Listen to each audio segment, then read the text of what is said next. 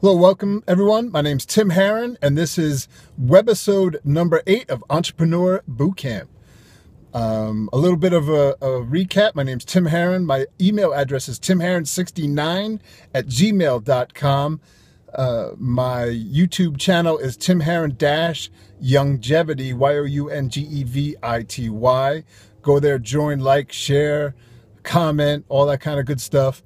I have a blog called Wallachsword, WALLACHSWORD.com. It's where I go into some of my other health and business ideas and different things that I'm doing over there for everyone. So a little bit of a recap. We went into what is an entrepreneur, the day in the life of an entrepreneur, the strengths, weaknesses, what else? The mind conditioning, who do you keep in your company and why, who you cutting out and why, building your brand, okay? All that kind of good stuff we went in there. So go back and look at all those, and that leads us to where we are right now. All that is being built up to this point in this webisode, number 8, because we're getting right close to the finish line. And today we're doing this from the car. It's very windy out here in Las Vegas, as you can see here. Beautiful day, but just way too windy to be outside. So we're doing this via the car. So today we're doing the adaptations and expectations. Two things that can be very helpful in your vision and in your entrepreneurship, but also two things that can be vision killers, because if you're not aware of your expectations, if they're way too high, right, of yourself and of others, it can kill your vision. If you're not able to adapt in your vision, it can be a vision killer as to not be able to adapt to what's going on a daily, on a minute by minute, daily, weekly, monthly, yearly basis. Okay, very, very important. So the adaptations, right? Things are going to constantly be changing in your life, in your business and your entrepreneurship. Things are going to change. There's so many moving parts, right? The economy, laws are very, at times can affect you. The market, pricing, all these things you're going to have to be able to adapt to. And every one of these webisodes, I'm talking about mind conditioning, the state of your mind.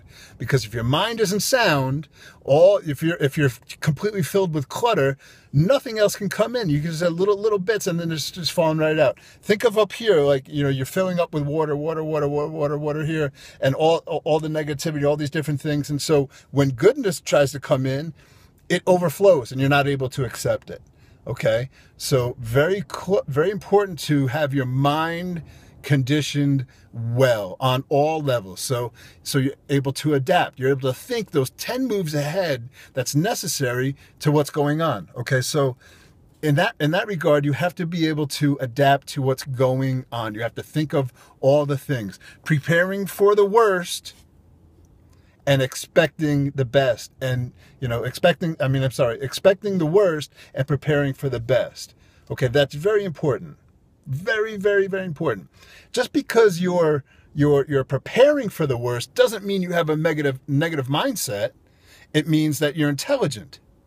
It means, okay, if this happens, what if this comes up? And if this happens, yes, it's bad, but how do I overcome that obstacle, that hurdle, so that I can continue with my vision and my passion, and I'm not going to quit it, okay?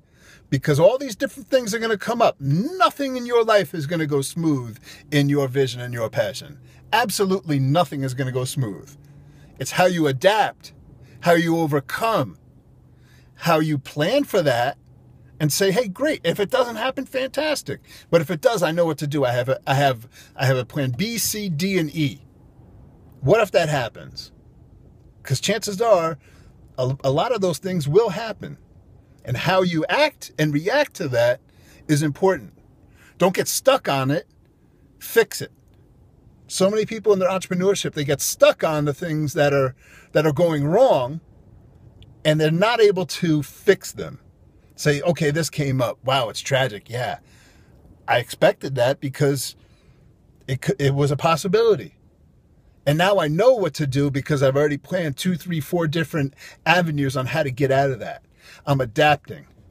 I'm adapting to my surroundings. I'm adapting to the marketplace. I'm adapting to the horrible things that are coming up. Great. I am prepared. I know exactly what to do, and I will not be left out. I will not quit my passion and my vision. Do not quit. That's so important. If you're quitting, if you say, well, I'm going to give up, well, I'm going to go and do this, you're in the wrong place. And if you continue to do that, chances are you should go get one of them W-2s. And that's where you're at. Okay. Now, expectations. Expectations are very, very important. Okay. The expectations you have on yourself, the expectations you have for other people. Be aware of the other people and those expectations. Beware of yourself, self-awareness, and the expectations you're putting. Are your expectations so high, at least to begin with, that if you have some stumbles, that you're like, oh, forget it, right? So keep your expectations low. Little things. So you're having little successes as you're going on with your vision. Little successes as you're going on. And then you say, okay, now you're picking up momentum. Now you're picking up confidence. We always talk about confidence. Sports people talk about confidence. They're confident. They're confident. You know, you hear about it. We just had this March Madness tournament, and you talk about they're playing with an unbelievable amount of confidence. What does that mean? It means that they had little successes. They made a couple 3-pointers. They grabbed some rebounds. Oh my goodness, we can win this. Michigan State, a number 2 seed, lost to I think a number 13 seed in Middle Tennessee State, because the other team was shooting with a tremendous amount of confidence, rebounding. They came out, they were up 15-2, opening up, and never lost the lead the entire game because they played with a tremendous amount of confidence. Nobody in the world had them winning anything. In fact, people had Michigan State winning the whole thing, and they went out in the first round because the other team had this tremendous amount of confidence. And that's what we're talking about. And so the expectations were, hey, we're not going to come out. Did they say, yeah, we're going to come out and do this thing? No, you know what? Let's get that first basket. Let's get that first rebound. Let's get that first 3-pointer. And you know what? They're beatable. And their confidence grows and they keep going. Their expectations was this. And then they overcame and they won. So keeping your expectations low of yourself, but also your expectations in other people. So this brings me to the questions that I ask people, send in your questions, your comments about adaptation expectations. So one person sent this in talking about they had a partnership, and I'm reading this as I go, had a partnership, right? And had expectations and plans, and they were confirmed, right? Ready to go. Everybody knows that that's great. And encouraged by your partner. The goals and visions were aligned. Everything was good. But here's the thing. It didn't work, right? Her vision sputtered out.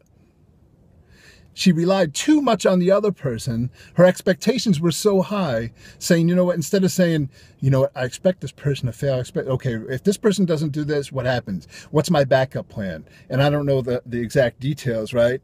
But she said I cut myself off from my vision and turned to a new one that gave me less than half the success and joy I was looking for. Okay? So she had to switch gears and go to something else. But you know what? Lower your expectations of those people.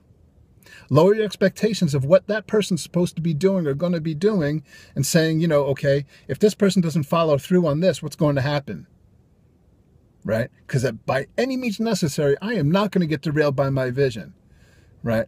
If this person drops out, or if this thing happens, it doesn't matter. I'm gonna persevere, and I'm gonna go forward. I expect that they're gonna not do what they're supposed to be doing. So when that happens, great. I know I can do this because my passion for this is so strong. I'm prepared in everything. I know my strengths. I know my weaknesses. I know other people's strengths, other people's weaknesses. My mind is set. I'm not going to be derailed. I know I've cut out all the right people in my life. I surrounded myself with all the right people in my life. All these things are going around. I will not fail. So that's right. That was a little bit in there, that she put too much into the partner and trusted that person would do the right thing. When you're going it alone in your entrepreneurship, that's one thing. But when you start involving other people, when you need to involve other people, okay, that's when you got to be careful about what happens in your vision, because sometimes they're going to fall short. Your expectations of them is so high.